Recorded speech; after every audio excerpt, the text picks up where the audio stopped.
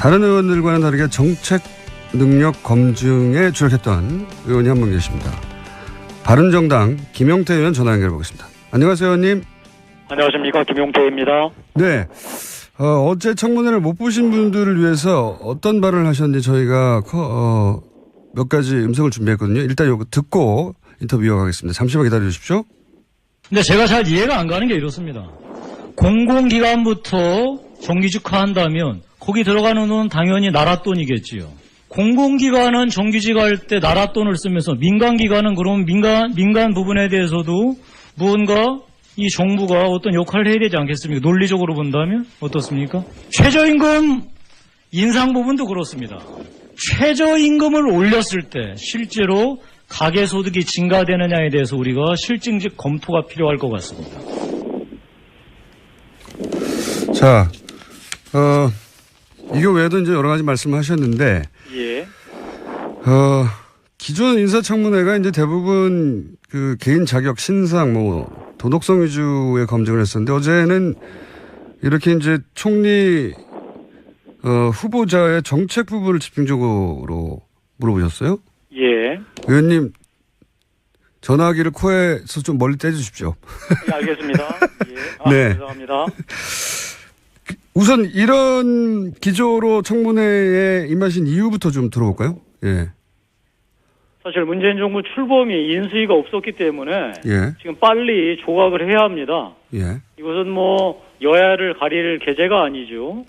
따라서 우리 이낙연 총리 후보자가 큰 흠결이 없다면 빨리 이 청문 절차를 끝낸 다음에 총리가 대통령한테 장관들 제청을 해야지 조각이 되지 않겠습니까? 저는 그런 차원에서 그냥 자질구레 이 지연 말단을 보는 게 아니고 이 신상 문제에서 커다란 문제가 없다면 총리의 능력이 되느냐 안 되느냐만 살펴보는 게 가장 중요하다 생각해서 정책 검증에 주력했습니다.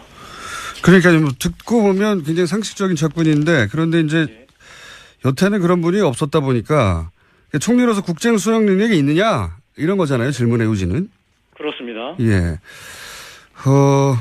그러면 어제 인사청문회 첫날 끝나고 나서 일단 총평을 해보시자면요.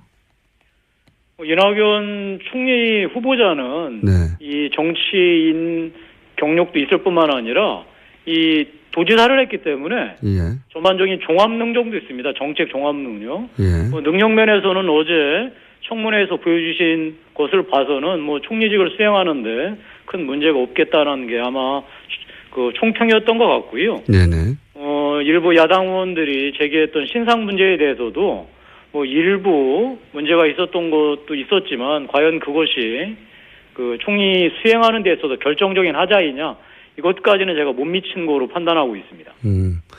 문제가 다소 있었지만 낙마할 정도의 결정적 하자는 아니라고 보신 거네요. 총평을 하시자면. 일단 어제까지는 그랬고요. 오늘 추가로 다른 문제가 드러날지는 모르겠지만 일단 어제까지는 총리직을 수행하는데 큰 문제가 있는 것은 아니다라고 하는 잠정적인 결론을 갖고 있습니다. 알겠습니다. 어제 제가 이제 청문회 하시는 거 듣다가 정책 능력을 검증하는 접근 자체가 이제 신선해서 제가 인터뷰를 요청했는데 의원님이 생각하시는 바른정당이 표방해야 할 보수는 어떤 겁니까? 어떤 거길래 이런 스탠스를 취하신 건지 일단 그것부터 설명을 좀 해주십시오. 보수와 진보는 입각점과 지향점이 분명히 다릅니다. 따라서 대립하고 경쟁할 수밖에 없겠지요. 그런데 사실 지금까지 보수와 진보는 정상적인 대립과 경쟁을 한 게 아니라 네가 죽어야 내가 산다 라고 하는 무 아니면 도식 사생결단을 했습니다. 지금 여당이 된 민주당이나 다음에 야당이 된 우리 자유한국당이나 바른정당 경우에 솔직히 이러한 사상결단식 대립에서 자유로웠다는 사람 아무도 없을 겁니다. 근데 저는 이번 문재인 정부 인사에서 가장 주목해서 보는 분이 경제부총리로 내정된 김동연 부총리 내정자입니다. 이분께서는 이명박 정부, 박근혜 정부에서 최고의 경제관료를 했습니다. 이분이 문재인 정부 초대 경제부총리를 아마 수락한 이유는 관직 욕심이 때문 아닐 겁니다. 이분이 아마 내정된 일성으로 대한민국 구조개혁의 마지막 기회다. 놓치면 나라가 정말 어려워진다. 저는 그 심정에 절대 동의합니다. 따라서 그러니까 진보가 단지 자기들이 옳다고 하는 것만 밀어붙이는 방식이 아니라 이 합리적인 보수와 서로 대화하고 타협하고 주고받으면서 이 일을 끌어나갈 수만 있다면 저희로서는 문재인 정부에 협조 못할 이유가 없다. 저는 따라서 문재인 정부가 단지 진보가 아니라 개혁 진보를 표방한다면 우리도 단지 보수가 아니라 계속 개혁 보수를 표방해서 서로 타협하고 주고받으면서 서로의 가치들을 녹여낼 수 있는 그런 그 입장을 갖고 있습니다. 그러니까 의원님이 생각하시는 바른정당이 취할 보수는 여태까지 이제 대결만 하는 게 아니라 타협하고 대화할 점이 있으면 충분히 협조할 수도 있다. 그렇게 나가는 게 맞다 이렇게 생각하시는 거군요. 그렇습니다. 그런 차원에서 이제 인사청문회도 임했고요. 저희 바른정당으로서는 그것이 나라에 도움이 되는 일이라면 설령 저희들 입각점과 지향점에 일부 차이가 있다라고 하더라도 이 문재인 정부하고 대화하고 타협하도록 하겠습니다. 알겠습니다. 굉장히 신선한 답변인데 김동연 부총리 인사에 대해서 이제 평가하셨으니까 또 궁금해지는 것이 문재인 정부의 다른 인사들은 어떻게 평가하십니까? 긍정적으로 평가한 인사와 이거는 내 마음에 쏙 들진 않는다 이렇게 구분해 보자면요. 일단 많은 언론에서 지적하듯이 파격과 탕평이 문재인 대통령의 인사의 내용이었던 것 같은데요. 저는 긍정적으로 평가합니다. 칭찬에 인색할 필요가 없을 것 같고요. 네. 이제 다만 인사 곳곳에서 서로 간에 갈등의 요소들이 있는 것은 보입니다. 예를 든다면 경제 컨트롤 타워가 청와대 정책실장 공정거래위원장하고 금방 말씀드렸던 김동연 경제부총리 내정자하고는 평소 때 보였던 모습들이 상반되는 것들도 있었거든요. 그렇죠. 색깔이 과연 다르죠. 이런 것들을 잘 조화시켜낼 수 있을 것이냐는 이제 그야말로 문재인 정부의 능력과 실력 아니겠습니까? 네네, 그렇습니다. 저는 그런 면에서 또 문재인 정부 초기에 보이는 인사 모습은 여러 가지 비판적인 목소리도 있겠지만 저로서는 긍정적으로 평가하고 싶습니다. 알겠습니다. 그러면 어제 질문하신 내용에 대해서 조금 더 자세히 여쭤보겠습니다. 어제 공공기관 저희가 이제 오디오로도 잠깐 내보냈습니다만 공공기관 비정규직 문제에 대해서 질문을 하셨어요. 왜 이 질문을 하셨고 그리고 의원님 생각하시는 어떻게 해법을 낸다고 생각해서 이 질문을 하신 건지. 예, 지금 공공기관이 한 350개 정도 되는데요. 네. 이익을 내는 곳이 한 110개 정도 된다고 그럽니다. 예. 그러면 이 이익을 내는 곳이 자기들이 실력이 좋아서 이익을 내느냐? 아닙니다. 거기가 영역 자체가 독점적이거나 돈을 많이 벌 수밖에 없는 그런 영역이라는 거죠. 그래서 당연히 지금 현재 정규직의 평균 임금도 1억 원에 육박할 정도로 아주 좋습니다. 즉 금수저 공공기관이죠. 네네. 근데 이 정규직도 이렇게 많이 받고 있는 판에 여기부터 비정규직도 정규직화 해준다는 것은 그러니까 다른 공공기관들, 적자를 내는 공공기관들. 그런데 다른 적자를 내는 공공기관을 또 살펴보면 이 사람들이 원래 실력이 없어서 적자를 내느냐? 그렇지 않습니다. 이 지역 자체가 공공기관 자체가 공공성을 띠기 때문에 이익을 내지 못하거나 적자를 내더라도 운영하는 것이기 때문에 이런 차원에서 본다면 공공기관부터 비정규직을 정규직 한다면 저는 공공기관을 전체 통으로 묶은 다음에 어차피 나라 돈이 들어가는 거니까요. 네. 그런 방식으로 접근하는 게 맞다고 생각을 하고요. 다음에 비정규직의 정규직화 문제의 가장 핵심은 사실 정규직화보다는 비정규직과 비정규직의 차별을 어떻게 줄일 것이냐가 더 중요하다고 생각을 합니다. 네. 같은 일을 하면서 이 임금 격차가 너무나 현격하게 나기 때문에 사람들이 결국은 이 정규직화에 목을 메고 있는데요.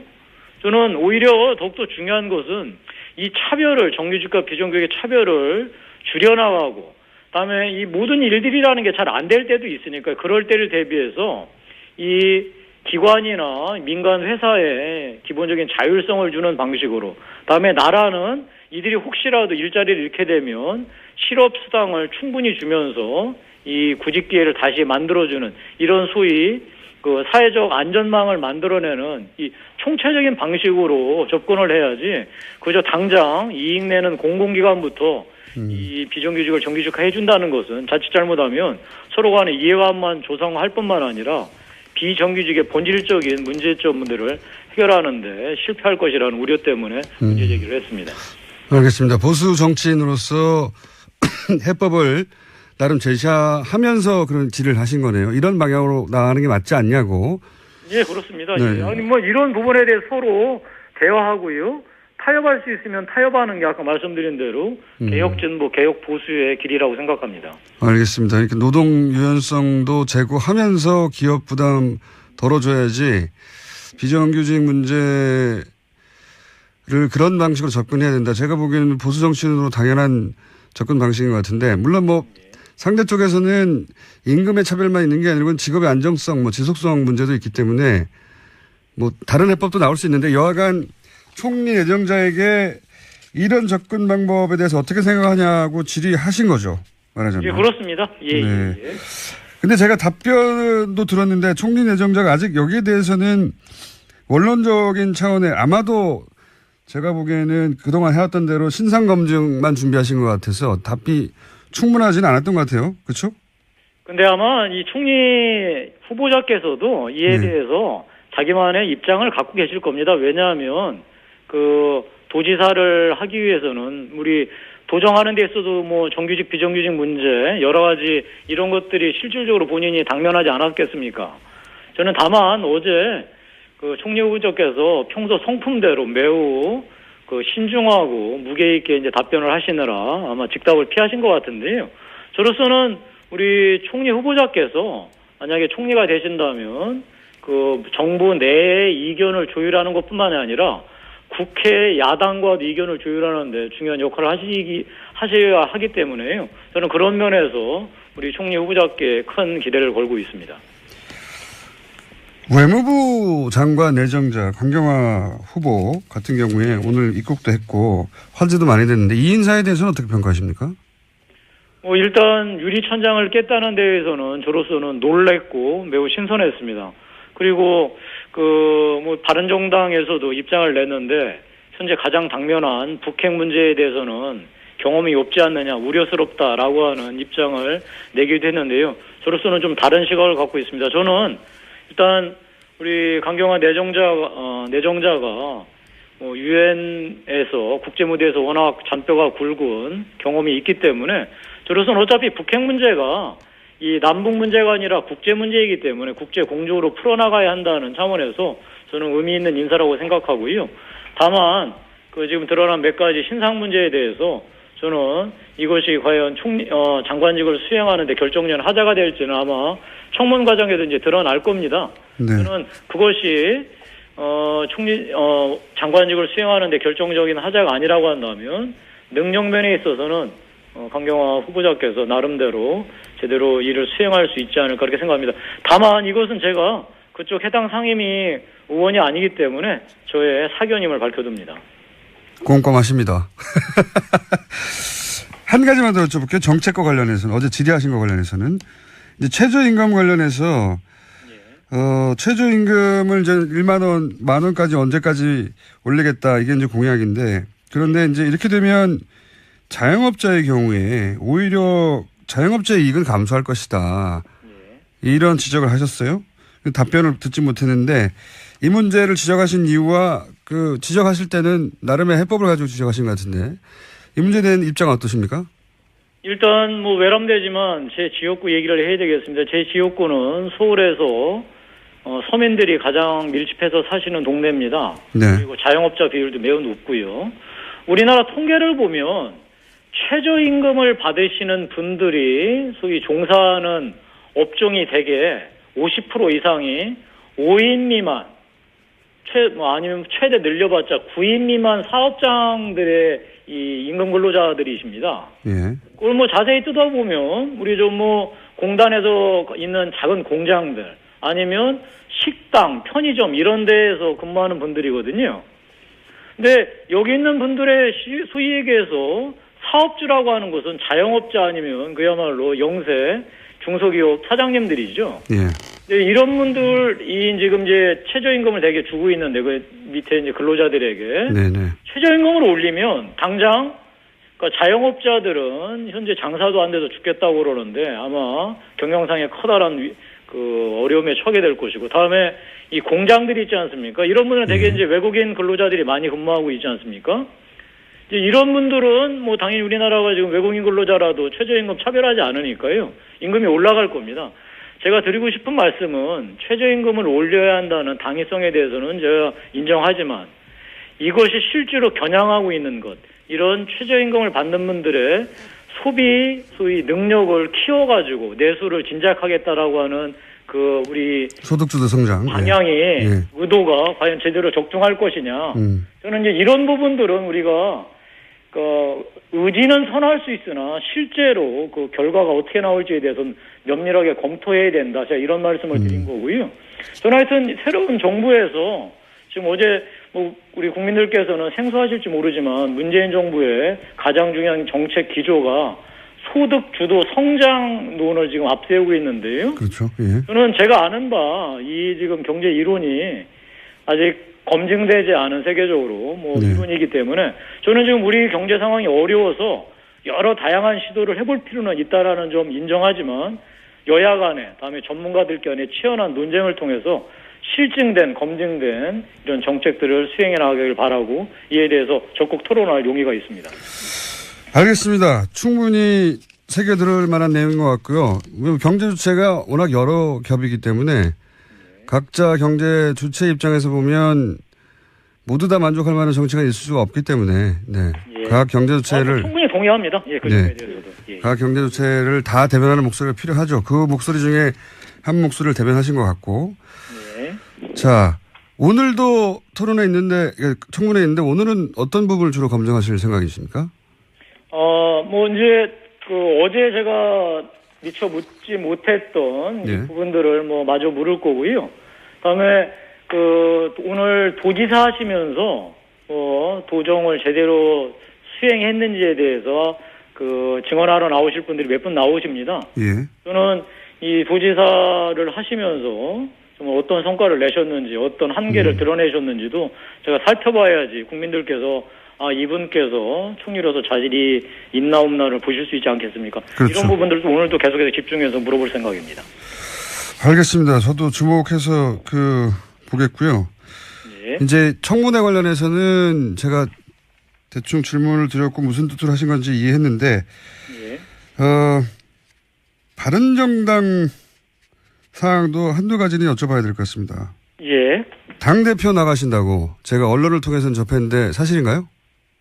아직 결정되지 않았습니다. 다만 저희가 당대표 경선 일정이 이제 정해졌기 때문에 곧 아마 세부 내용들이 나오면 여러분들이 이제 출마 의지를 표명하실 텐데요.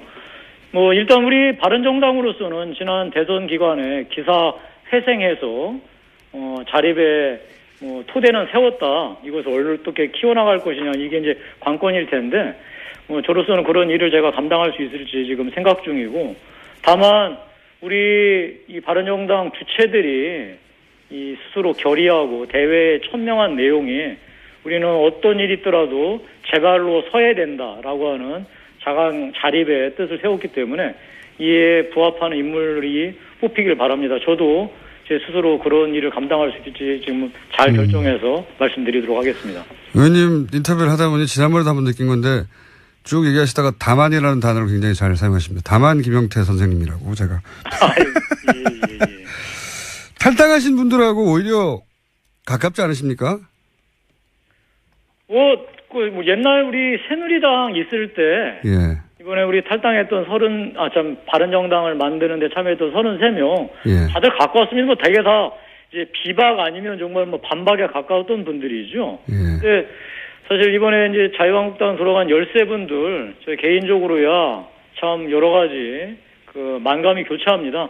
다만 제가 그분들 여러 분들에 대해서 제가 이런저런 얘기를 하는 것은 제가 인간적인 면에서 맞지 않다고 생각하고 저로서는 오로지 이제 바른정당이 제 발로 설 수 있는데 제 역할을 하는데 모든 것을 맞춰서 행동해 나가도록 하겠습니다. 제가 그 질문을 드린 이유는 뭐냐면 오히려 탈당하신 분들이 더 가까운 분들도 많이 있는 걸로 아는데 왜 탈당을 안 하신 거냐고 제가 여쭤본 겁니다.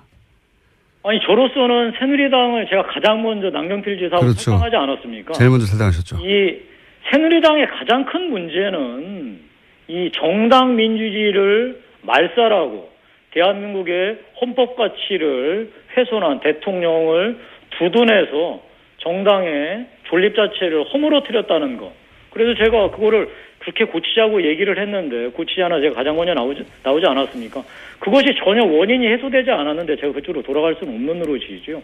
저는 어떤 경우에도 지금 바른정당의 창당 취지는 여전히 유효하고 우리 바른정당 구성원들이 스스로 천명한 자강 자립의 길에 저도 어떤 최선을 다할 생각입니다. 알겠습니다. 청문회 중에 제가 인터뷰에서 뭐 정치적 이야기는 좀 줄였습니다. 정책 이야기를 하고 청문회 이야기만 했는데 이거 끝난 다음에 저희 스튜디오에 나와서 인터뷰를 하시죠. 정치적 이야기도. 알겠습니다. 예. 정치적 이야기도 할 게 많아요. 평소 때 이 뉴스공장은 즐겨 듣고 있습니다. 알겠습니다. 감사합니다. 오늘 말씀 감사합니다. 예, 고맙습니다. 지금 다른 의원들과는 다르게 정책 능력 검증에 주력했던 의원이 한 분 계십니다. 바른정당 김용태 의원 전화 연결해 보겠습니다. 안녕하세요, 의원님. 안녕하십니까, 김용태입니다. 네. 어제 청문회를 못 보신 분들을 위해서 어떤 발언을 하셨는지 저희가 몇 가지 음성을 준비했거든요. 일단 이거 듣고 인터뷰 이어가겠습니다. 잠시만 기다려 주십시오. 근데 제가 잘 이해가 안 가는 게 이렇습니다. 공공기관부터 정규직화한다면 거기 들어가는 돈은 당연히 나라 돈이겠지요. 공공기관은 정규직할 때 나라 돈을 쓰면서 민간기관은 그럼 민간 부분에 대해서도 무언가 이 정부가 어떤 역할을 해야 되지 않겠습니까? 논리적으로 본다면 어떻습니까? 최저임금 인상 부분도 그렇습니다. 최저임금을 올렸을 때 실제로 가계소득이 증가되느냐에 대해서 우리가 실증적 검토가 필요할 것 같습니다. 자, 이거 외에도 이제 여러 가지 말씀을 하셨는데, 예. 기존 인사청문회가 이제 대부분 그 개인 자격 신상 도덕성 위주의 검증을 했었는데 어제는 이렇게 이제 총리 후보자의 정책 부분을 집중적으로 물어보셨어요? 예. 의원님 전화기를 코에서 좀 멀리 떼주십시오. 예, 알겠습니다. 예. 네. 죄송합니다. 우선 이런 기조로 청문회에 임하신 이유부터 좀 들어볼까요? 예.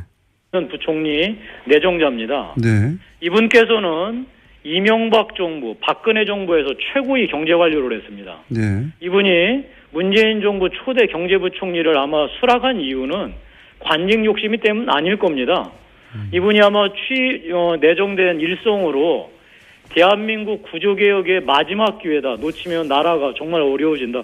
저는 그 심정에 절대 동의합니다. 따라서 그러니까 진보가 단지 자기들이 옳다고 하는 것만 밀어붙이는 방식이 아니라 이 합리적인 보수와 서로 대화하고 타협하고 주고받으면서 이 일을 끌어나갈 수만 있다면 저희로서는 문재인 정부에 협조 못할 이유가 없다. 저는 따라서 문재인 정부가 단지 진보가 아니라 개혁 진보를 표방한다면 우리도 단지 보수가 아니라 계속 개혁 보수를 표방해서 서로 타협하고 주고받으면서 서로의 가치들을 녹여낼 수 있는 그런 그 입장을 갖고 있습니다. 그러니까 의원님이 생각하시는 바른정당이 취할 보수는 여태까지 이제 대결만 하는 게 아니라 타협하고 대화할 점이 있으면 충분히 협조할 수도 있다. 그렇게 나가는 게 맞다 이렇게 생각하시는 거군요. 그렇습니다. 그런 차원에서 이제 인사청문회도 임했고요.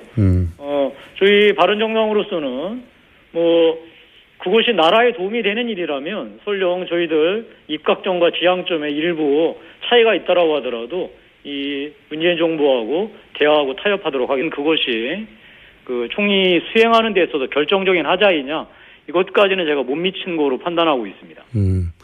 문제가 다소 있었지만 낙마할 정도의 결정적 하자는 아니라고 보신 거네요. 총평을 하시자면. 일단 어제까지는 그랬고요. 오늘 추가로 다른 문제가 드러날지는 모르겠지만 일단 어제까지는 총리직을 수행하는데 큰 문제가 있는 것은 아니다라고 하는 잠정적인 결론을 갖고 있습니다.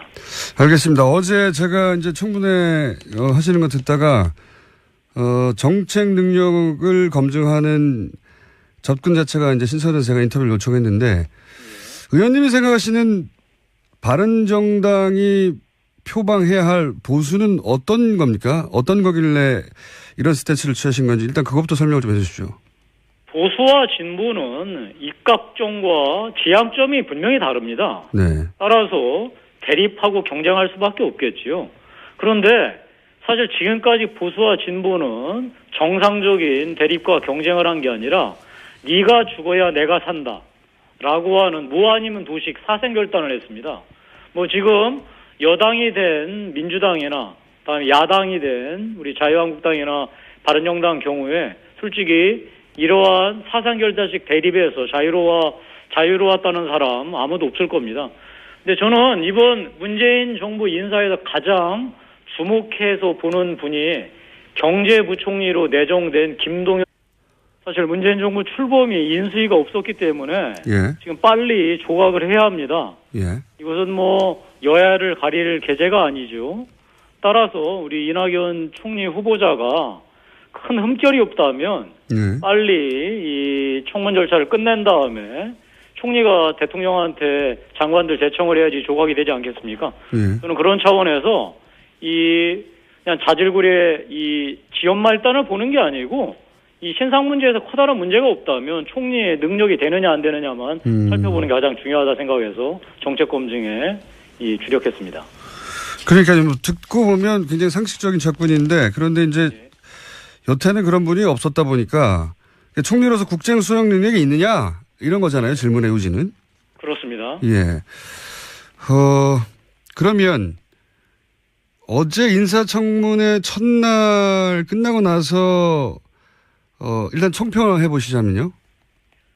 이낙연 총리 후보자는 네. 이 정치인 경력도 있을 뿐만 아니라 이 도지사를 했기 때문에 예. 전반적인 종합 능력도 있습니다. 정책 종합 능력. 예. 능력 면에서는 어제 청문회에서 보여주신 것을 봐서는 뭐 총리직을 수행하는데 큰 문제가 없겠다는 게 아마 그 총평이었던 것 같고요. 네네. 일부 야당 의원들이 제기했던 신상 문제에 대해서도 뭐 일부 문제가 있었던 것도 있었지만 과연. 알겠습니다. 굉장히 신선한 답변인데 김동연 부총리 인사에 대해서 이제 평가하셨으니까 또 궁금해지는 것이 문재인 정부의 다른 인사들은 어떻게 평가하십니까? 긍정적으로 평가한 인사와 이거는 내 마음에 속 들진 않는다 이렇게 구분해 보자면요.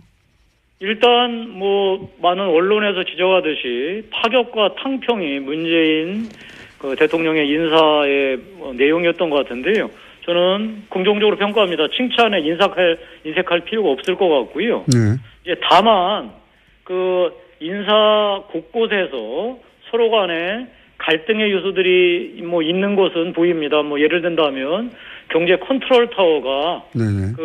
청와대 정책실장, 공정거래위원장하고 금방 말씀드렸던 김동연 경제부총리 내정자하고는 평소 때 보였던 모습들이 상반되는 것들도 있었거든요. 그렇죠. 색깔이 과연 다르죠. 이런 네. 것들을 잘 조화시켜낼 수 있을 것이냐는 이제 그야말로 문재인 정부의 능력과 실력 아니겠습니까? 네네. 그렇습니다. 저는 그런 면에서 또 문재인 정부 초기에 보이는 인사 모습은 여러 가지 비판적인 목소리도 있겠지만 저로서는 긍정적으로 평가하고 싶습니다. 알겠습니다. 그러면 어제 질문하신 내용에 대해서 조금 더 자세히 여쭤보겠습니다. 어제 공공기관 저희가 이제 오디오로도 잠깐 내보냈습니다만 공공기관 비정규직 문제에 대해서 질문을